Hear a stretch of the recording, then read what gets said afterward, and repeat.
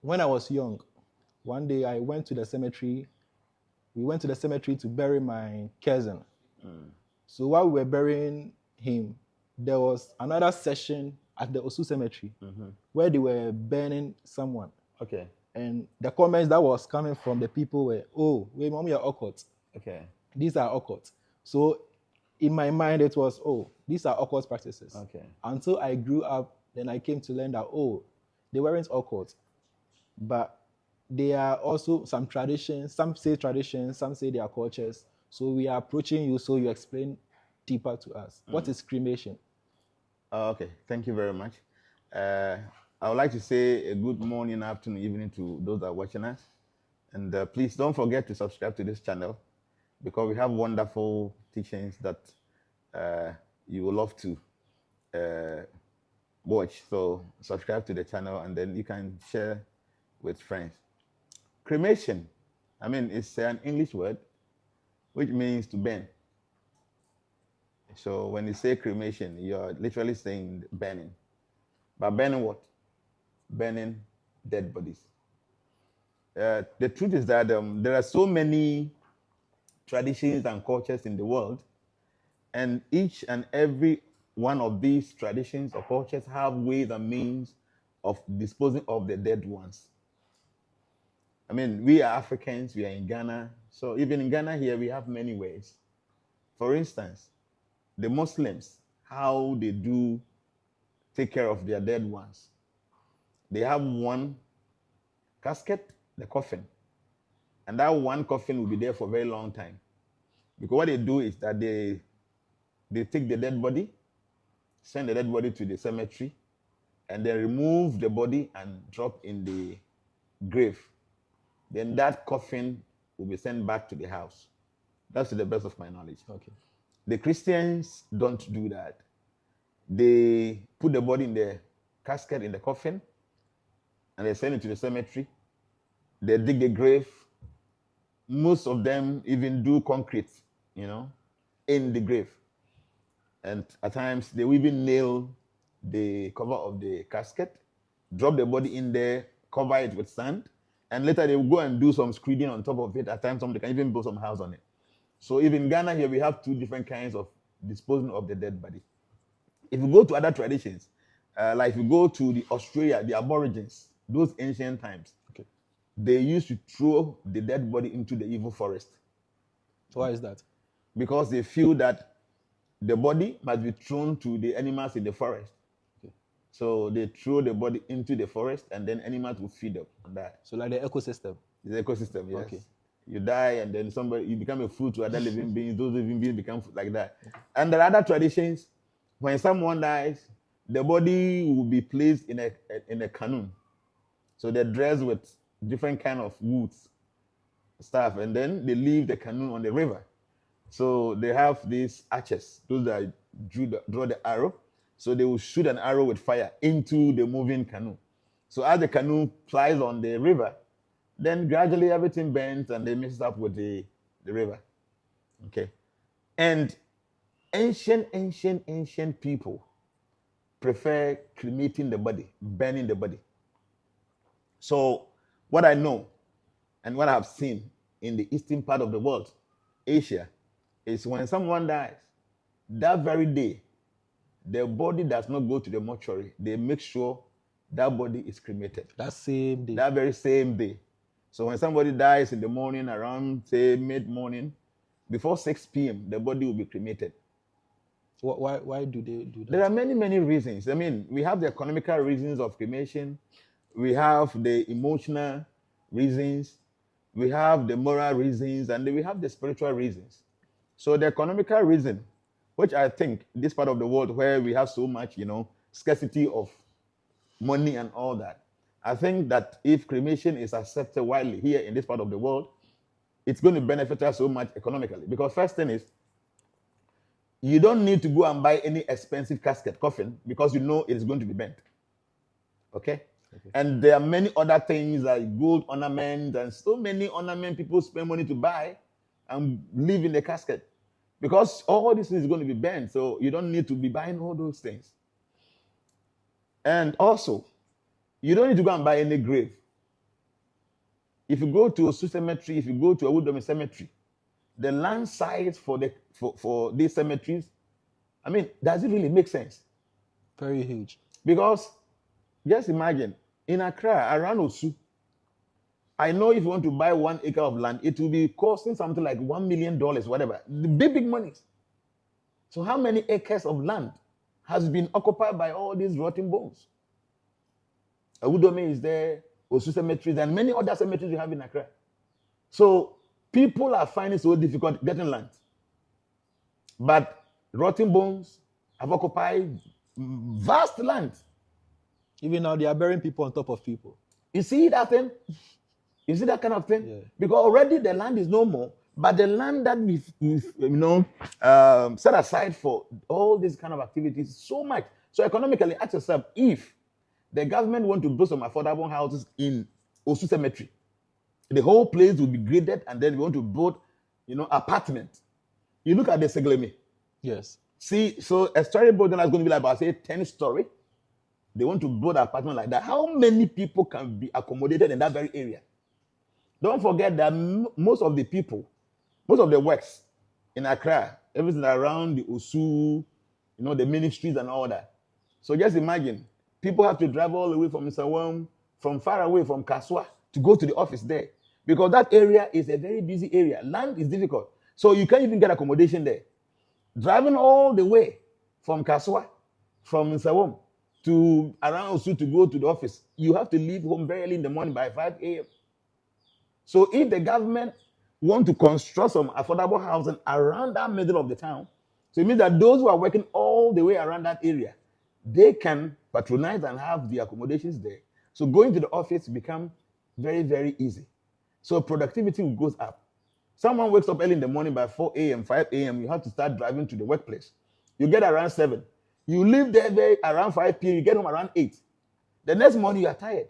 So the land that we have just, set aside for all these dead ones, if this land is cultivated into affordable housing, just imagine how many people can be accommodated there. High-story buildings. Then we go to Awudome. So economically, if you have to cremate bodies, this is the best. See, if you go to the Osu Cemetery, where we have allocated for the cremation, that's the crematorium, it's less than one plot. It's less than 100 by 100. Yeah. Small place. But trust me, I would say more than about 50 people that have been cremated there. And before this, people have been cremating their bodies all this while. So I mean, that small space, that's small, like 100 by 100. Hundreds and hundreds of people have been cremated in the same place, and the place is still there. So just imagine if all those bodies that have been buried there were cremated. We could have had only small portion of land where all these things are done nicely. Yeah. So economically, the best thing to do is cremation. You don't waste money on the coffin. There are many, many others you don't waste money on, and especially the land you have to keep for the graves. So that's economic side. And then when it comes to the moral side and the emotional side, anytime you go to the cemetery, if you have ever lost parents before or family members, you begin to think of them, and that same mood is replayed in your mind again because you see all those kind of graves there. You begin to think of your mother, your father that has passed away. So that kind of emotions that anytime we revive in our system, anytime we go to the cemetery, when there are no cemeteries, that kind of emotional feelings is no more. That's true. It's no more. Anytime you drive around the cemetery, the first thing that comes to mind, if you have ever lost any family member before, you begin to think of them, how they lived, how they were buried, and all that. So that kind of emotional aspect, cremation takes it away. And then spiritually, that's the most important one. See, we are all attached to this our body. We are all. And that kind of attachment becomes an obstacle at the point of death. How is that? I want everybody to understand that we have different realms. This our gross body exists here on the gross world. The subtle body exists on the subtle realm. When you say gross, you mean the physical world? The physical one, we have the gross and then the subtle. So there are two. Subtle is also physical. It's material. It's not spiritual. Okay. Yet that it cannot be seen. Okay. So like I've been telling people, this our body consists of 5 elements. Earth, water, fire, air, and ether. All these elements are gross. You can see them. Yeah. Then we have the subtle body, the dreams, the body we see in our dreams. That is not a gross body, it's a subtle body, but it's also material. Oh, okay. So the gross body lives here on this planet. Here, we can interact, we eat, we dress, we marry, we do all these things with this our body. But apart from this realm, there is another realm that we term as the metaphysical realm or the subtle realm. It is also here on earth. Okay? So whatever we do here, we do with the gross body. But the attachment to this gross body becomes a hindrance when you want to move into the subtle realm. Like I'm saying, you have this gross body and you have a subtle body. The gross body can be seen. You can see me, I can see you. Those that are watching us can see us because we have a gross body. Okay. But you can only see your subtle body when you are sleeping. Yeah. And it's only when you have a dream. So what we call dream is just an experience of your subtle self. Okay. But when one is so much attached to the gross things, it becomes an impediment at the point of death when the subtle body have to leave this gross world and then transcend into other realms.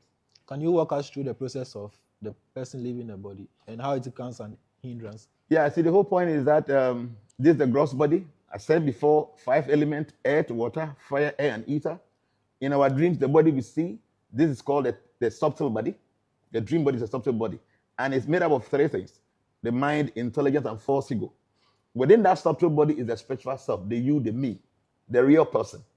Okay, it's like this dress, I'm wearing this dress. Under this, I'm wearing my singlet. And then within it, Jnana is there. So this is the gross body, the singlet is the subtle body, and the me, the person inside, is the spiritual soul. So when your time is due, all of us, we have a stipulated time that we are to live here. We cannot go beyond it unless God decides. So in God's own arrangement, there are institutions that takes care of everything. Like for instance, we have rains. There are institutions that takes care of rain. Okay. So the CEO of that institution is Indra. So Indra makes sure rain falls where the rain falls and whatever. So Indra is in charge. Then you see the sun rising from the east to the west. There's an institution. And the leader of that institution is Surya, the Vashvan, who is in charge. The air we are breathing, the institution that controls the air. Okay? Then the personality who is in charge is Vayu, he controls the air. So what I'm trying to say is that there are institutions for everything that God has created. The same way we have institutions that manages our education, our health, and our security and all that. The same kind of arrangement is in the arrangement of God. So the institution that takes care of death is not an evil institution. It is God-ordained institution. And the leader of that institution is Yamaraj. Okay. So the Yamaraj is the CEO of that institution that takes care of people who are ready to live. They have to come for you because nobody wants to die. Even those that commit suicide, trust me, at the point of death, they regret starting the action. Death is not an easy thing. It is not a pleasant thing to any conditioned soul. It is the most painful experience anybody will experience. Death is the most painful experience. And at times when you speak, like people ask you, have you ever died before? I have died many times. And you too, you have died many times. Just that you don't remember. And you too, you have died several times. All of us. Because this is not the first time you're going to die. We have been in this material world for millions of years. You see, this thing becomes difficult for people, ordinary people, to understand. But if you understand the science of reincarnation, the science of karma, you'll understand that this is not the first time you are coming to this world. Because the whole point is that why did God give you this face, this form, a man, not a woman? Which tribe are you? Which parents to appear? Which society? Who is making that arrangement?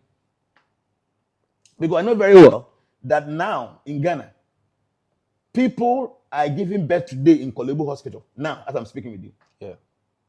And some people are also giving birth in some wonderful private hospitals where individuals will have their single. If you go to Leicester Hospital and those kind of expensive hospitals, you go and the woman who is going to give birth, you have your own room. You have your own room with your bed and everything is there. They have this bell in case there's anything emergency. You click it and quickly the nurses will come. Heaven on earth. In Ghana here, I'm telling you, not abroad, in Ghana. And In the morning, they will come and ask you, what do you want to eat?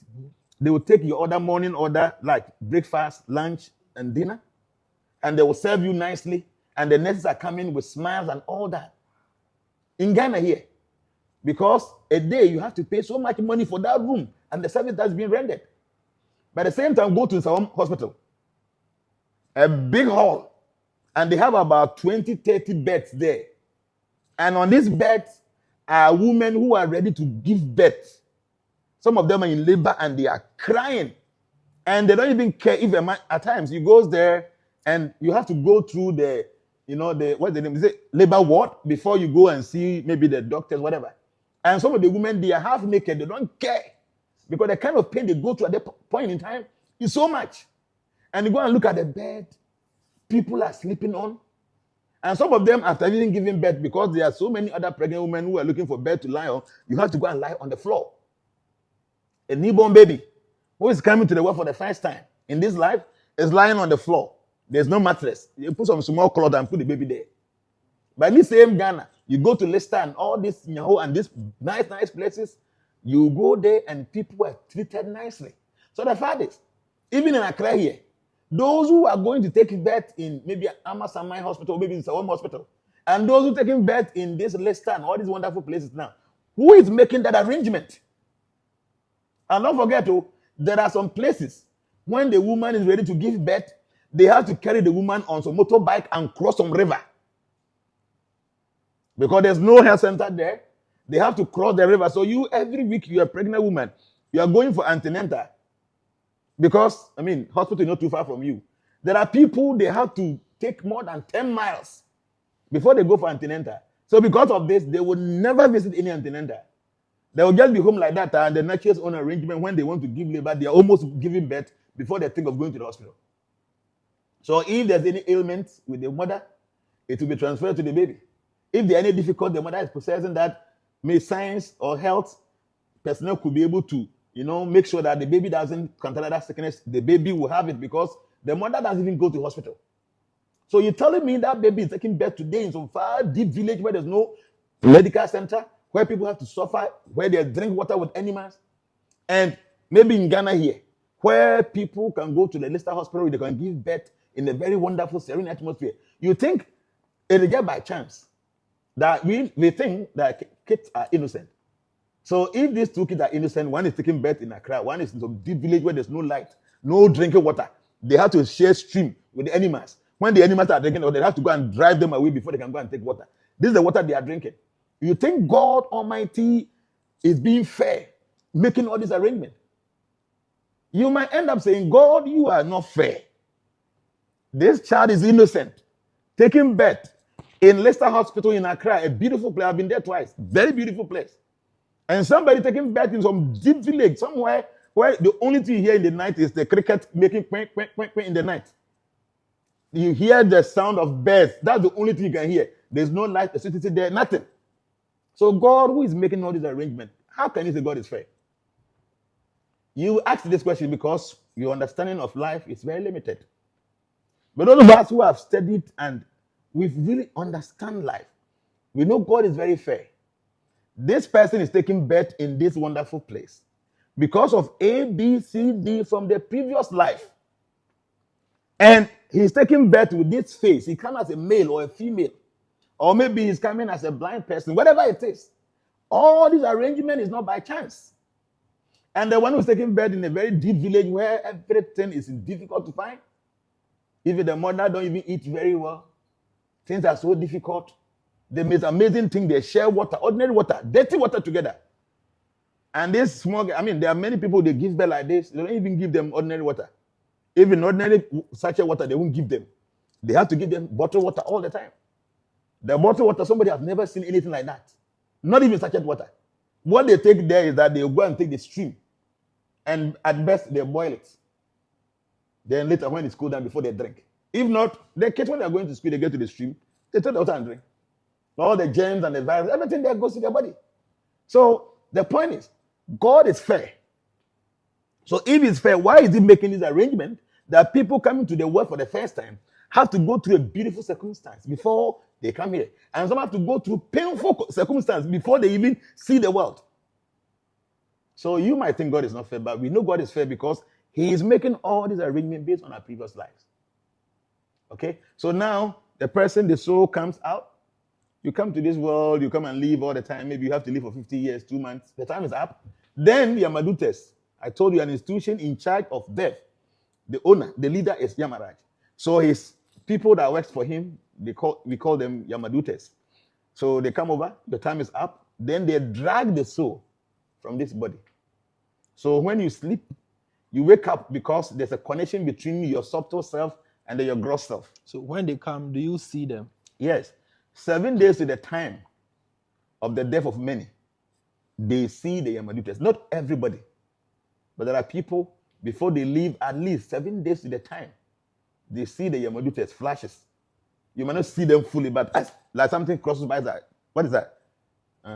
At times, you yourself, you feel deep down yourself, like you're going somewhere, you might travel. That's when people, at times, they call people and say, okay, I'm going to travel, I might not come down now. They speak as if they are aware. They don't even know what they're talking about. Okay. But they are being forced to speak this way. So the Yamadutes, you might not see them until when the time is due. When is your time for you to leave? Say maybe it's 2, 3, 5 seconds. You see them coming, they are horrible beings. If you have ever experienced somebody dying before, please, if you're a nurse, you're a doctor, what I'm talking about, you know. You guys have been around dead bodies before even the soul leaves the body. You see how people behave. At times, they will be calling names. They will have their eyes widely open, but they can't see. They will be calling the name, oh, they have come. They are calling me. And at times, some of their old family members that have passed away maybe 100 years, 200 years ago, they see them and they will be mentioning their names. At times, like the kind of nervousness, the fear in them, because they are seeing things. Okay? So when the soul is ready to leave, the Yamadutes will drag the soul out. Then the connection. Let's say the soul is a righteous soul. Yeah. Does the Yamadutes appear in a scary form or just the? Yeah, we have 3 kind of deaths. Okay. One who dies as a sinful person, one who dies as a righteous person, and one who dies as a pure person. Okay. When one dies in the mood of sin, the Yamadutes might come for you. One who dies in the mode of righteousness, so Yamadutes will come for you. Because righteousness and sin, they all operate within the material universe. Okay. Even though the righteous souls go to heaven and the sinful souls go to hell, the Yamadute come for you. It's like somebody accuse you of some kind of wrongdoing. Whether it's true or not, you have to go to the court to go and prove that you're okay. Okay. Or you're not okay. So the same way. Now, whether you are sinful or you're a righteous person, it must be decided in the court of Yamaraj.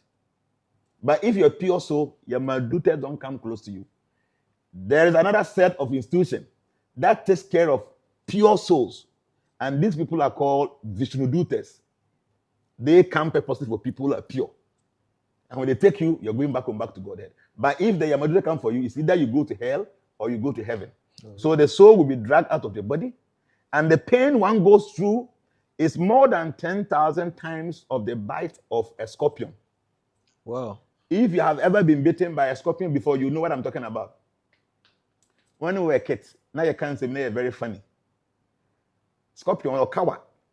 And you're so painful, so almost get up to what toilet and what when we were kids, we say that, and when you're going to get that thing. So when you are crying and shouting, it's okay. If you want the pain to go away, you have to go and eat the toilet of an old woman. So when they say like this one, then you have to endure the pain. You don't want to shout because they'll go and force you to go and eat the toilet. So the pain is so much. When a scorpion bites you, the pain. See, as soon as they bite you, it's like you are paralyzing. The pain moves. It goes through you feel it. The pain is going from the point of where it bites you all the way straight to your heart. So this is your personal experience. I'm telling you, when you're a farmer, you know some of these things. Okay. When they bite you, within 15 seconds, your body will be shaking. You won't feel your body. You cannot feel your body. The pain will be moving all the way straight. So, but the scripture tells you that kind of pain, 10,000 times like that is the pain when one goes through when you're dying. So even death is a moment, less than a second. But the pain will last like 2 years. It's a moment. I mean, the Yamadute will drag you and then they cut the thread because there's a connection. The subtle thread between you and then your software body. They will just, severe it. That short period is like 10 years. Is there a way to avoid that pain? See, when one is righteous, even though you have not been judged yet, but the punishment is even reduced or minimized how the Yamadutas treat, because they know you. The Yamadutas, they know you. All the things you are doing around, Yamarag is recording everything. So even before they send Yamadutas to you, they know this person might be a righteous person. We still have to go and tell the person. Like for instance, say some MP who has not committed any bad thing, he has been a decent man, everybody knows him. There's someone reports you to the police that, okay, this person has done something bad. The police come to you and they come with some respect. Okay, Esther, please, we need you at police station, so you have to go with us. At times, they can even allow you to even drive in your own car. But if you're a criminal already, you have been doing bad things now, on their come, they come with their own handcuff. As they see you now, they know you're going to run away, they want to handcuff you. Okay, so two scenarios. One is a criminal already, is known as a criminal, so as they come, they are prepared, they have their guns. But somebody, a decent person, somebody people know in society, and you've been a decent person. When the security is coming to you, they still come with respect and tell you, please, they need you, they have to report yourself. So you can even sit in your car, they will follow you, something like that. So Yamadute come in, they know this person, we are body basa. So they have planned for you already. So you have to go through all the pains and stuff. But if you're also a righteous person, yes, going out, you have to feel the pain. Because the soul leaving the gross body is painful. But there's a ways and means one can do to minimize the pain. And that is, now that you are living, you have to learn the art of detachment. Teach us how. I will. You have to learn the art of detachment. Anyone who is not attached to this gross body, who is not attached to the expansions of this gross body, it becomes a little bit easier for a person to transcend to the other realms through death. But those who are so much attached to the body automatically become attached to the extensions of this body. And then the property that belongs to the extension of this body. So that attachment creates an impediment. And that impediment makes you become so much engrossed with whatever you think you possess that when you are living in the pain alone is enough to make you nervous. Okay? So now, I tell people, you have the right to possess everything, have all the cars, all the beautiful houses, all the beautiful things in this world. But don't be attached to them. See yourself as a caretaker. Enjoy it. Drive the car. Drive the bicycle. Drive the motorbike. Sleep in that room. Be nice. Be happy. But deep down your heart knows that you are just a caretaker of these things. That one day you have to drop them. And when the time comes for you to drop them, because you knew that you were not really the owner of these things, the pain is not so much. When you get so much entangled with something and that thing is being taken away from you, that losing that thing alone, the pain is enough to make you even urinate on your body. So when one wants to really live a righteous life, one of the things you need to do is detachment. You must learn how to detach yourself from the thing, the so-called thing that you own. Because that attachment, trust me, it is going to cause you a big problem at the point of death. Because that attachment will create pain. See, I've been telling people that, see, you need to minimize or limit your expectation from people. If you don't want to get disappointed in this world, minimize your expectations. Because anytime you expect something so much and you don't get it, that's when frustrations and disappointment comes in. But if you don't expect so much, whatever happens, you're okay. Okay? So you have to learn this. The science of detachment.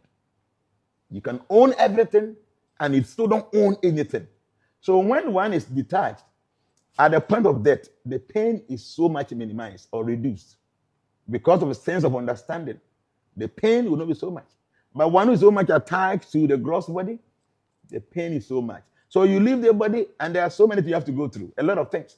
And within 13 days, you must leave this realm and go to the other realms. So continue your journey. Okay, if you don't live within this period, then now you become an earthbound soul, what we call a ghost, and you'll be here for a very long time. So with what you said, the negative aspect of burying the dead is meaning they will be attached to their body. Yes. They wouldn't want to go. Yes, because the soul is attached to this body and its extensions. The body is still lying down. So the soul thinks that I am able to carry this. It can be months, it can be years, still thinking that I'll be able to take this. You see, children, when they have balloon and the balloon bursts, they will be with the balloon for a long time thinking that you'll be able to fix it back and then blow the air into it again. So yes, the soul is there. You left the body is mangled, rotten, whatever. But the soul is still thinking that I'll be able to bring everything together and then go back. Because see, the soul is attached to the wife. The soul is attached to the children. And the children and the wife, they are byproduct or extension of the body that's rotten. So because they're attached to all this, the soul is speaking, nobody hears. When someone leaves the body, he speaks, no one hears. So he feels that, okay, I am unable to enjoy my attachment, my extensions, because this body is not enough. So let me carry it so that I'll be able to relate to them. So thinking that taking the body, it will delay the soul to go through all the pains that they need to go through in the form of a ghost. Okay? So, but as soon as the body is cremated, then the foundation of the extensions is no more. So automatically, that attachment to the extensions ceases to exist. Oh, wow. So for instance, this body, if I have a son, I have a daughter, I have a wife, I have a mother, father, and other properties, they all emanated from this. So it is the extension of this, my body. Okay? So with this, my body, I can relate it to my wife, I can relate to my son, my daughter, my mom, my dad, my car, my property. With this. So as soon as this is no more, then the attachment to all the things surrounding me is no more, because the real foundation of the attachment is no more. The tool you use to enjoy these things are no more. The tool you use for this enjoyment is no more. So how are you going to enjoy? So you forget about all of them because the real source of these extensions are no more. Oh, wow. So when the body is cremated, it helps the soul. I've been telling people, you keep your mother's body, your father's body in the mortuary for 2, 3, 4, 5 months, thinking you want to make a very great funeral for your mom. Please, you are not doing them any good. You are actually punishing them. Because the soul, the body stays in the mortuary for 2, 3 months. After the 13th day, the soul is unable to go to the astral tunnel, means that the soul is going to be an earthbound soul. So you are thinking you want to keep your mom's body in the fridge or maybe in the mortuary so that you can organize a very beautiful funeral where all the big guys will come and give you the sour, whatever it is. Please, you are just pleasing your own self. Your mom, your dad will never benefit. It is going to create a problem for them. So I tell people, the best thing to do is to cremate. Let me tell you one thing. My first time I met Rollins, that's former President Rollins, was when one great man in Ghana died. His name was Kofi Ganaba. He was the best drummer, I think, in the whole Africa or something. He used to live around the Hare Krishna temple. There's a place there. So the name is Ganaba. You can Google the name. Okay. He's a powerful drummer. He drums like anything. So according to the story, he brought JJ up. Like he did all that. Like he was like a foster father to JJ. So before this man passed on, he fixed it in his will that he wanted to be cremated, and he wanted to be cremated by the Hare Krishna people. He was not a Hare Krishna man. So when he's going to this place, he passed through the temple.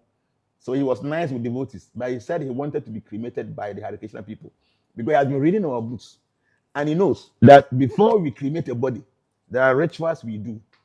And that rituals we do is able to elevate that soul to a better place. Can you disclose the ritual? Yeah, a few that I can say. So this man, when he passed on, Lawrence was the chairman of the funeral committee. Okay? And the Hare Krishna people were the people that were supposed to cremate him. So all the funeral meetings and all stuff now, we had to be there. And I remember the last day when we were going to cremate the body at the Osu cemetery. We were there when Lawrence came because it was like his first father. So when he came with the bodyguard. There were about 6 of them. And former president. So the security would be around him like that. You know what he said? He told the security, no, leave here and go and stand here. These people, I'm okay with them. Wow. I'm telling you. Lawrence said, see, when Lawrence said something, that I don't fear God, I love God, many people criticized him and chastised him. But that was a profound statement. Why do you have to fear your father? Huh? Mm-hmm. Why do you have to fear your father if you are not a bad son? So all the pastors in Ghana, all the so-called prophets, when he said this, they castigated him, insulted him. He's a demon, he's this. But that's the truth. You don't have to fear God. You have to love him. You don't fear your father. you love your father. You fear people that you are not so much related to in a good way. Now, I've been giving this example. All these ministers of Ghana, they might be afraid of the Nado. Because small thing now, he can just fire you tomorrow, you're no more a minister. If at times, if you're going to express yourself in front of him, you might not even have that kind of energy to talk because you're afraid of him. But you go to his house and see, you might see the grandchildren will be sitting on his back and then they will do ponko, the way we used to do. You'll be walking on the ground, they are sitting here, grandpa. The grandchildren, they can play with him. Yeah. Even when he's eating, they can just go and take the food and eat. Right? Yes. They don't fear him, they love him. So when Rollins made that statement, some of you were just insulting him because you don't know Bible. He has been reading our books all these years. Rollins? Yes. He is not an educational person, but we know very well because we have given him a lot of books. So he said, I don't fear God. I love God. And people were criticizing him. So what I'm saying is that during the cremation, we were cremating this Ganaba there at the Osu Cemetery. So the body was there. So Rollins was there with the family and the bodyguards. He said, no, don't stand here. These people, I'm okay with them. So there, during the cremation, what we did, and we explained to Rollins. So I remember, I was there. I have a picture. You remember sometime I was sending a picture with the Ali Muhammad and stuff. I have a picture of Rollins also at that place. I even have the video. One day maybe I'll post it. Can we display it on the... I might have it. I will check it. I have to check through my archive. Okay. So Rollins made this statement. He said, this is nice. I would like to be cremated. I remember this very well, that very day. He said, this is nice. I would like to be cremated when I die. Because we explain the importance. First, you don't have to go and spend so much money buying golden casket and all this nonsense people have been doing.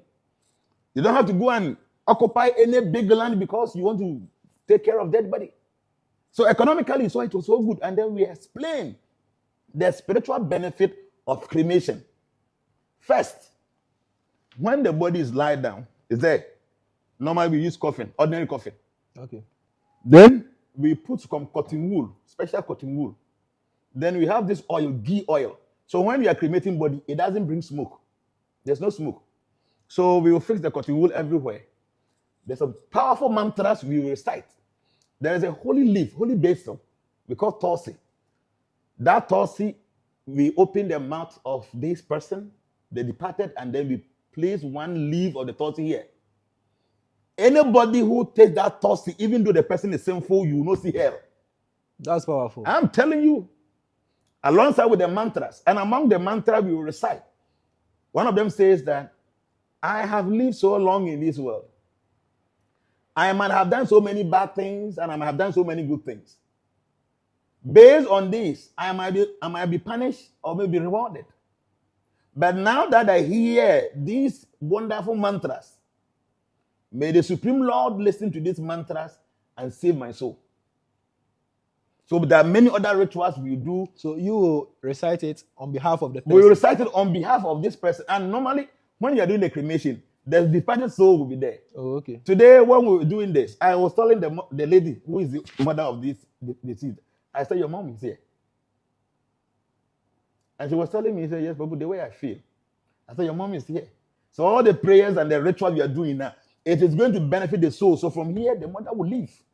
So regardless of the sins the person has committed. You see, people should understand the power in the name of God. You see, let me tell you one thing. In the Bible, it is said that if one does not accept second birth, there is no question of going to the kingdom of God. That is, if you don't go through baptism and all that kind of thing. When Jesus was crucified, on that very day, according to the Bible story, there were two other guys that were also crucified. One of them said that you have been calling yourself that you're son of God. So why don't you release yourself and help us also? All this way have been doing so many miracles and the blind can see. You are now here and you looking at that. What are you doing? Truly, Jesus Christ was doing so many wonders. Oh, man, for 5,000, no mood. Lazarus a good one, and many other wonderful. And people have been hearing all this. Such a person, you're a bomb, you depend on the home at Dana, you want to depend on the person's strength. No, you want to hear show. So it's like you have all these abilities we have been noticing, we have been, experiencing it. The blind is seeing, the lame is walking, the dumb is talking, even dead people will come back to life. And you're hanging out here and you're all suffering and you're looking at us like that. Please, you should release yourself and help us. The second guy said, no, he has not done anything wrong. We deserve what we're going through, so don't speak like that to him. Then he turned back and said, please, when you go to your kingdom, please, could you remember me? Jesus said something, said, today, you will be with me at paradise. Just by the person saying this on the cross, he was a sinful person. He was saved. That's the power of the holy name. That is the power of the holy name. So the fact is that even though the person is sinful, at the point of dying, because he was able to proclaim something, saved. So here, the person who is departed, but we know the soul is still hanging around. We speak on behalf of the soul to the universe that this person might have done so many bad things, but just for the fact that devotees are representing here means that this person did something good. That's why devotees are here. So it's not coincidence. It is not coincidence. Wow. So just for the fact that we are here means that this person might have done something that deserves the blessings of God. That's why the Lord allowed devotees to come here. So dear Lord, listen to the prayer of this soul.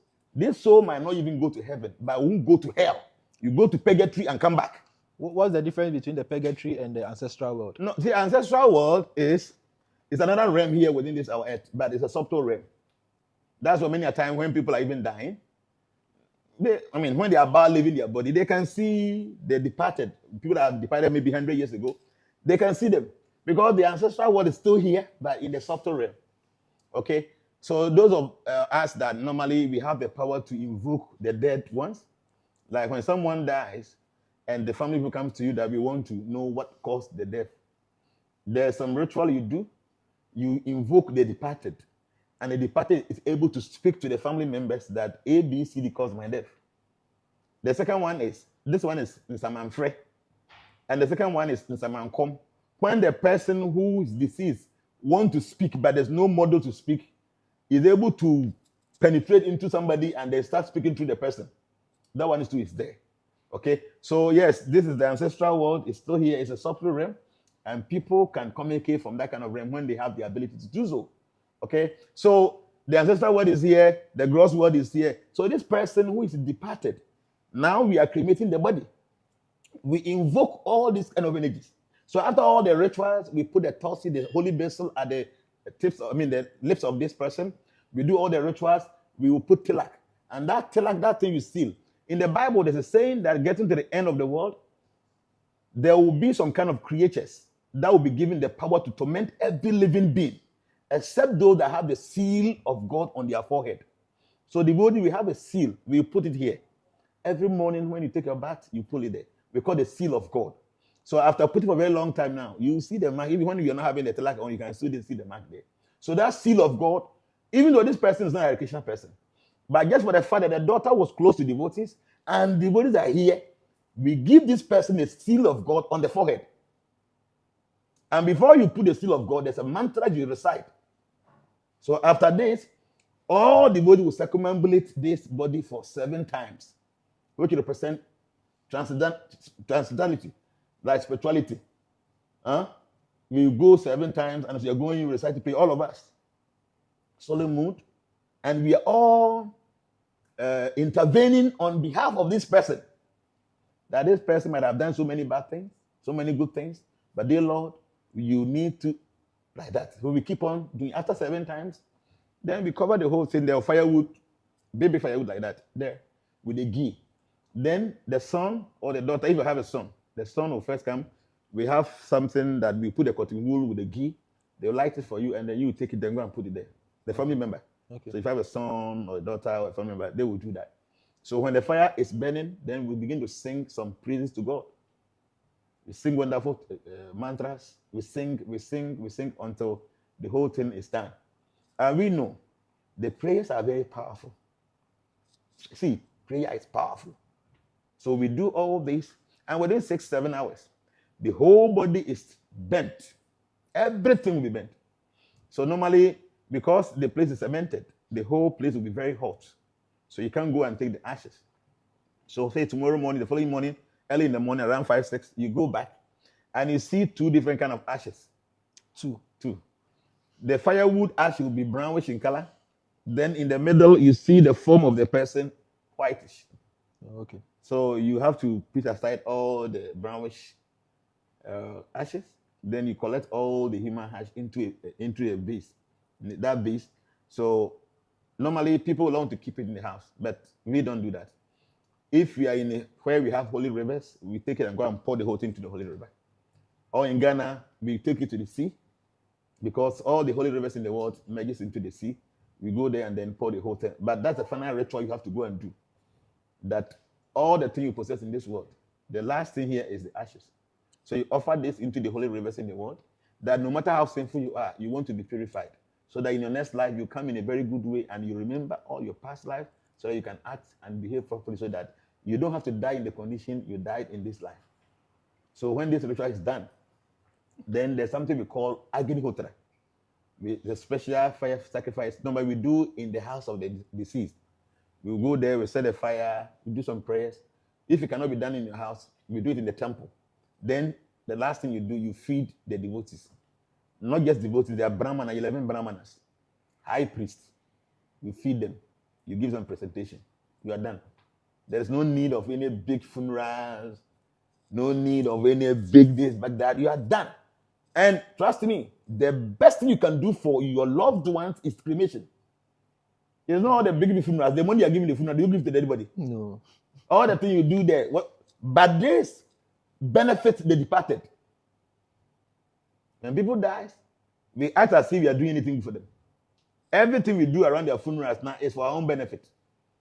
The money that will come, the fame that will come, everything that comes for we that are organizing the funeral. Okay. But for cremation, the dead person benefit from it because of the spiritual significance in all these kind of rituals and routines that we conduct. Okay? So me, if you ask me, I'm telling you, it's not because I belong to a spiritual organization. The best way of cremating the dead ones is through cremation. Economically, cremation will help us to save a whole lot of land. In Ghana here, every town and village, you will see cemetery there. So just imagine, if all these cemeteries in Ghana are completely demolished because we want to set a small place for cremation, just imagine how many acres of land we have from all these cemeteries. Huge. People don't have anywhere to sleep, and then we are keeping dead bodies and bones, rotten bones somewhere. In Accra here, people find it difficult to get land. The way people have been fighting for land, because land is so difficult to come by. Dead people occupying space, big, huge space, because we don't think right. So let's say the government hears you and we decide to break all the cemeteries and mounds buildings. Don't you think it will affect those who will be living in the building? Which building? The cemeteries. No, like this. Normally, before you do any building, it's not only where used to be a cemetery. The earth that you want to go and construct your own house there doesn't belong to you, even though you went to pay for it. These spaces that we see belong to some spirits, some rivers. So before you start your building, you should not just go and start building. There are rituals you must perform before you build your house. Oh, okay. Even if it is not close to a cemetery. Maybe some 100 years ago, some 20 years ago, there was some deity that was living around the area. And these energies can be there for thousands of years. Maybe some thousands of years ago, some big river was there, but gradually, because people are just expanding, the river is moving. So you must do something there. Or maybe some human being had died some time ago, and maybe the person died in a very serious agony. The person is on that land. You must perform some rituals there. So if the government want to demolish all the cemeteries, because now we come back to our senses that this thing is nonsense. These are dead ones. We respected them, we did everything for them, but their bones don't deserve to occupy these huge places of land, and they want to demolish anything. Why not? They should send people there to go and perform all the rituals to drive away all evil energies, so that why not? They can build their houses there. See Osu, see Awudome. How many people can be accommodated if you have all these apartments there? So economically, it is the best. You don't waste more money. You don't reserve any land for this. Only small space. 1 million people can be cremated in this small spot. Okay? And it's very neat and clean. After this, you are done. If you go to cemetery, you just go and then excavate anywhere and go and see the rotten things you see under the earth. Just take excavator, go to Osu or Awudome, and go and see the kind of rotten things you see down there. And all these things, the people that are selling food around, okay, the people that are having some farms around and stuff, the water will go down there, it will go under all this, the kind of contamination you have been eating. Okay, so economically is the best. And then spiritually, I'm telling you, the best form of disposal of the dead ones is through cremation. Because you want to help this departed person. Not yourself, the fame you get from the big, wonderful casket you bought for your mom or your dad, or all the beautiful things you gave to her. No. You want to do the one last thing, one last good to this departed person. Help this person an easy pass. Try to offer some help. So that if this departed one is facing any difficulty, any blockade along the path, wherever you go to transcend to, help this person so that you have an easy pass from here. And that is cremation. You don't just go and put the body down for fire. No, there are rituals that you have to perform. Those rituals have the power of helping the departed. So I would just say, if people understand, at times, people think that it's painful. Yes. Because we know in our early life, fire is very hot and very scorchy. So you are thinking that maybe some time ago, how fire burnt you. So if you die and then they say they have to cremate your body, you're going to feel that pain. So let's analyze this. They put you and there's fire and you are burnt. You think it's going to be painful. So what if they put you in a casket, coffin, they nail it, and they go and dig the ground, do concrete inside, and put the casket in there. Now they have to put another slab of concrete on top of you, and then you are in there. So do you think which of them is going to be more painful? And it will take years for It's going to take years before, because there's no much air going in there. Housefly cannot go there, so the body is going to lie down for a very long time. So if you are thinking cremation is going to be painful, trust me, burial is more painful than cremation. So my brother, my sister, my mom, and dad, my uncle, if you have the means, put in your will that you want to be cremated. It's the best. And especially if you get cremated by any religious organization who knows what they are doing, at that point in your life where you don't have any other chance of getting any good deed, if you are fortunate enough to invite religious people, I'm talking about people who understand what they are doing, that could benefit you as a person. So, a wonderful topic, and I'm happy people will understand this from maturity point of view. And if possible, let them add this thing to their wills. It's the best thing. Thank you. So let's go back to the cremation part. You mentioned that they put money in the coffin, right? Money? Yes. Or you didn't? No, we don't put Those it are the traditional ones. Now I'm talking about normal, the traditional people that they do that. They put some money when you get to this here, pay here, pay here. And does it hold any significance? The truth of the matter is that the person truly is going to go on a journey. But this ordinary money will not be used there. Oh, okay. Okay? Okay. So your 2 Ghana, 3 Ghana, whatever you give to them, it's not going to take them anywhere, because in the astral realm, they take something else. Okay. Yes, and those things that they take now, you can give them here. Okay. Sure. So the cremation is done. The departed soul is gone. Mm-hmm. With you, the devotees, what do you do after you come back from the cemetery? Okay, so what we do that as soon as, see, I've been telling people that the crematorium, that is the cemetery, because of the dead bodies there, and most of them, their souls are still there, and because of the ether in the dead body, which attracts elemental forces, anytime you go to the cemetery, it is good for you to purify yourself. So from there, I personally went to the beach to go and get some small sweet water to purify myself. The devotees were part of the whole exercise. They also drove all the way to the seaside, the beach. All of them would go and clean themselves like that before they will get to the house. So it is important.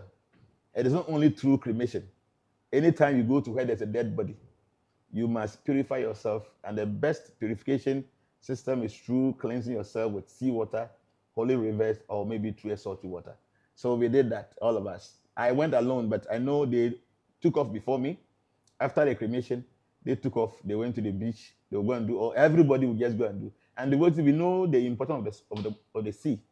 So anytime you are going for a program like this, and that will lead us to the seaside, everybody have a bottle, maybe 5 liters. Everybody, you see, everybody is going to take water and put it in the house. There are many cleansing you can do with the sea water.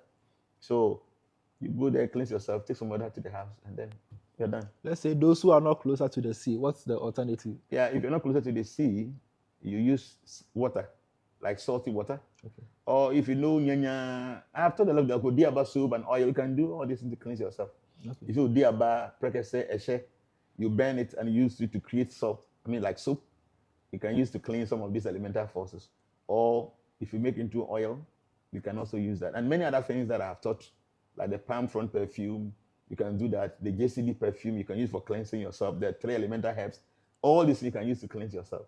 But the cheapest one is the seawater, or you go to the house, you put so much salt into the water for bathing, you go to the washroom and then go and rinse yourself out. What of the clothes? What do you do with Normally, the clothes, just from the cemetery, you have to use the water to cleanse the dresses, but you don't take it to the wardrobe. When you remove it now, you have to hang it outside, maybe in the sun, so the following morning, then you can take them. Okay. So talking about the elemental forces, I have one friend. It happened recently. He said there was a funeral at their opposite house, and all of a sudden he started crying. He didn't even know the person. Mm-hmm. So what will be these causes? Are there elemental forces around? No. If somebody cries because somebody, it might not be the cause of any elemental force. I think we are human beings. At times you don't have to cry because of the person. So maybe emotions come, maybe it was far away, and maybe the way people were crying. It's possible we can also engineer you to cry. I always say that it's any elemental force that was doing that. Because he didn't even know the person. He didn't know any funeral, but he wasn't feeling anything. He just started crying. How do you know that somebody was there? No, he heard they were having a funeral. Okay, maybe the person might, I think many things happen. So for instance, maybe the person has also lost somebody some time ago, and that pain was there. Emotionally, the person softly thinks of that incident, and then collaborating with whatever is happening, maybe next door, next 2 houses. The person can shed tears. I don't think this is mystical. It's not spiritual. Oh, okay. So one last thing. After we cleanse ourselves, what do we do to regain our strength again? Yeah, like for instance, like today as I'm sitting here, I feel kind of empty. And anytime I go to the cemetery, that's how I feel. Because I go to the cemetery and it's like so much energy is drawn for me. So like this, after the cleansing, everything now, when I go into my room, I'll do my prayers to regain my energy back. If you know how to do meditation, you sit down and then do meditation, you're able to regain your energy back. People are so dull that they might not even feel anything. They go to the cemetery, after the way they'll just be laughing and go and find some food and eat. They're not sensitive. They are too heavy.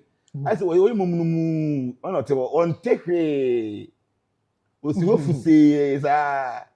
but like I'm telling you, it's when I came, I was telling you guys that I'm hungry. Yes. I'm light. It's not food. It's like something is drawn for me. I said, my home was so baby. So even if you eat, you still feel. I'll be feeling like that until when I do what I supposed to do. Okay. Because I have a very fine energy, I'm very sensitive to subtle energies. So when I go to environments like that, I feel like that, like empty, like something has left me. But people know, be on where did this and where you could no energy. That thing they on fire. The same to cover. So people are there, they eat. They don't care. Yeah. They're okay with it. They're okay with it. For instance, I see my master. What he doesn't like to see in this world is kebab. Why? I don't know why. So, normally when we do our soya beans kebab, like we do it and then we put the steak in there. My master has been telling us he doesn't want to see those things. So truly, anytime he's around, nobody will do that. So I remember some time ago, he came. Normally when he comes, I used to move with him. So we were in his room and said we should go for a walk in the afternoon around 4. That time I think Nigerians were here, Togo people, Benin, like the whole West African sub-region. We were in Ghana. We were having a program there. So when we were coming from the walk, we go to the front of the temple. Some people were selling something, so he was going through it, seeing what is happening there. And then somebody was having the kebab on the table. My master nearly fell. If not because I was standing behind him, he could have fell. Seriously. So I held him. I said, take this from here, take it from here. So quickly, I told him, then we walked and we went in there. He was there for a long time. Just for the fact that he saw the kebab, it's soya beans. But on that stick, to him, it looks like meat.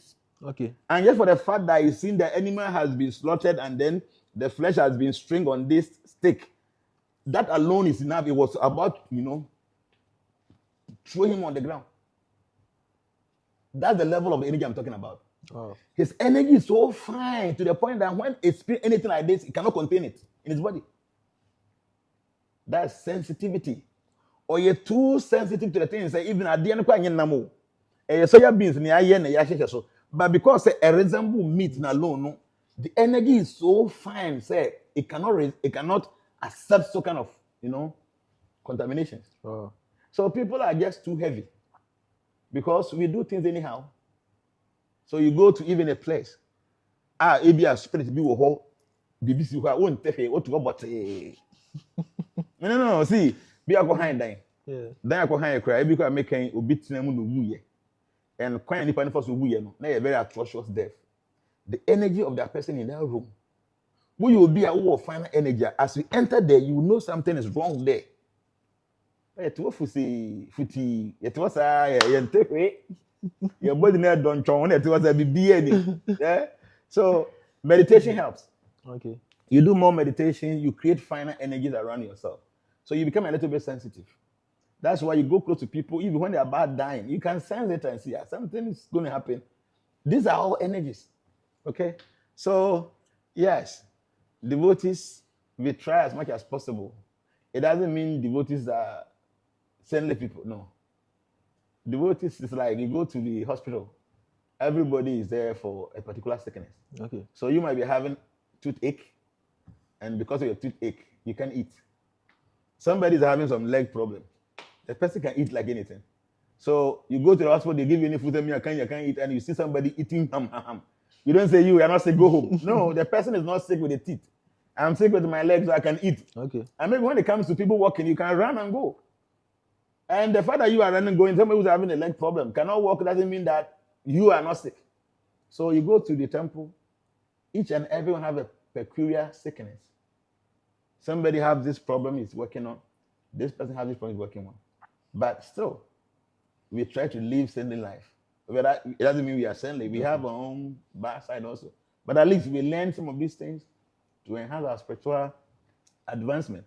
So devotees are beautiful, wonderful people to be around with. And trust me, when you go with devotees, some of these things, the understanding is that when people die, you go there and cry, pain and all that. But when we are doing this, we smile, we are happy, we dance. Because we know what we are doing is capable of elevating this person to a higher realm. So you dance around the fire? Fire, we don't dance. Before the fire, we do circumambulation 7 times. Okay. And when the fire is burning, we stand somewhere and then project energy there. Sing and sing and sing. After some hours, then we go home. And I heard the fire changes shape. Oh, yes. Normally, what I've noticed is that when people are very righteous, their fire moves straight up. I've attended many cremation, and you see the fire moves like this, like in a pyramid form. So the base is huge, but as it's going up now, it's a little bit thin, and it's straight. But when people are very evil, their fire is just moving around like that, all the ground. It doesn't go anywhere. So even if the person has Tosi in its mouth, the fire. No, it means that the person is evil here. All the workings here. Okay. But up to that point, you cannot decide because the Lord can decide to accept the person. Okay. You know what I'm trying to say? Yeah. So the person's life can be displayed in the mood of the flames of the fire. How you live your life. But just after that point, maybe we have done so many times, the Lord is ready to see this person. The fire might be like this, but the person can be accepted by Oh, okay. But it's just to show you that anytime, with my experience, you cremate people who are very pious, righteous people, you see the way the fire is kind of straight, it moves like that. The base is huge because of the coffin like that. So it goes straight like this. But some of them, the fire will be dancing around here. It doesn't go anywhere. That will tell you this person Thank you very much for this knowledge. And before we go, do you have any last words or any advice? My advice is that all of us will die one day. Okay. Yeah. When you're going to the Osu cemetery, you see this sign there. that we were once like you. Before you enter the cemetery, there's a signboard there. We were once like you. Which means that all those graves that you see some time ago were human beings like us. So they are telling you, we were once like you. So anybody who is entering the cemetery now, you should be in the known that those people down there in the graves were like you. And then when you are going out of the cemetery, remember, you will come back. It means that, yes, now you are strong. You came to bury somebody. You're going to eat your fufu and eat your banku and all that. But one day, you will come back. And when you are coming back now, you will not be carrying somebody's casket. You will be in the casket. Okay. So I am telling you, death is so certain. If you die today, tomorrow, or some days to come, you will die. So you have to prepare yourself for death because it's the most certain thing. And one of the best preparation to do is to be detached when you are living. Because attachment to your body, attachment to the extensions of this body will complicate issues for you at the point of your death. But when there's no much attachment there, it makes things a little bit easier for you to transfer to the next realm. You know why? Because attachment is dangerous. So I advise you, if you can learn how to detach yourself from the gross world, it doesn't mean that you don't show interest. You show interest in everything. You can own houses, you can own cars, you can own everything. But develop to the point that you know that all these things are beautiful for you to enjoy them. But you have to use them for the good cause. Because one day you have to leave them. So if you have this understanding, that deep attachment to some of these gross things will not be there. And it's going to pave a great way for you when it's time for you to leave this world. I live with all the blessings of God. Stay blessed and be successful. Thank you. Thank you very much. And if you enjoyed this video, don't forget to like, subscribe, and share. My name is Jonathan Morningstar, and we are out.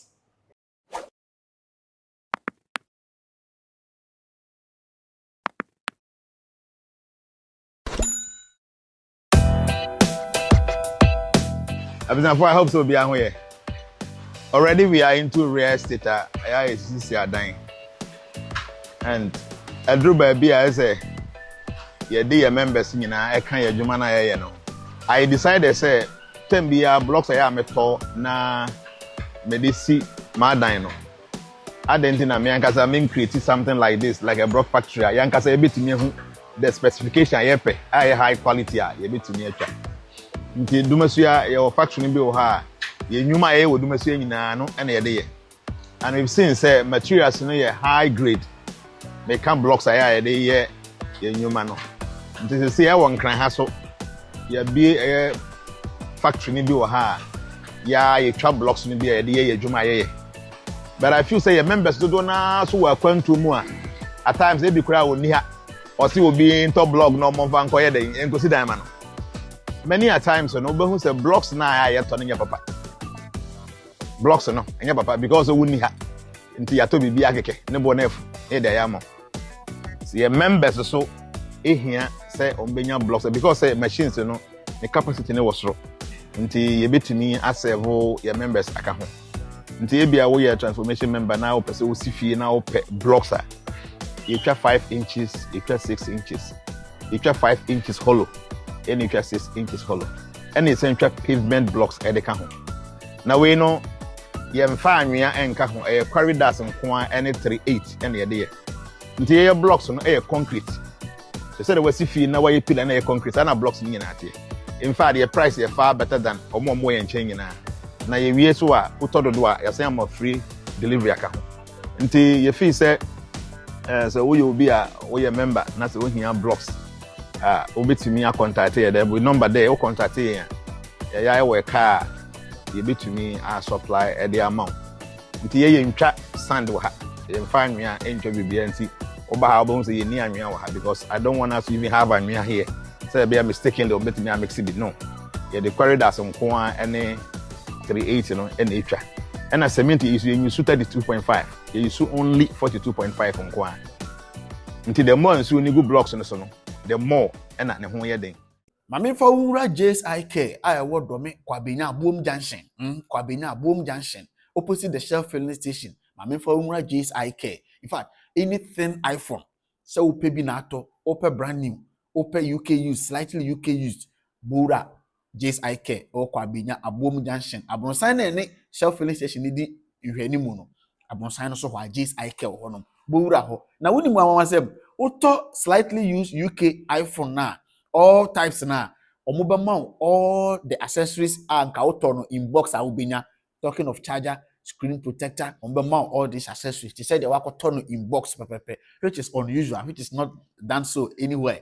Okoto slightly use UK phone phone and ubinya. But Okoto J's Eye Care, they will give you quality charger, original charger. They will give you screen protector. They will give you cover. It's mesre.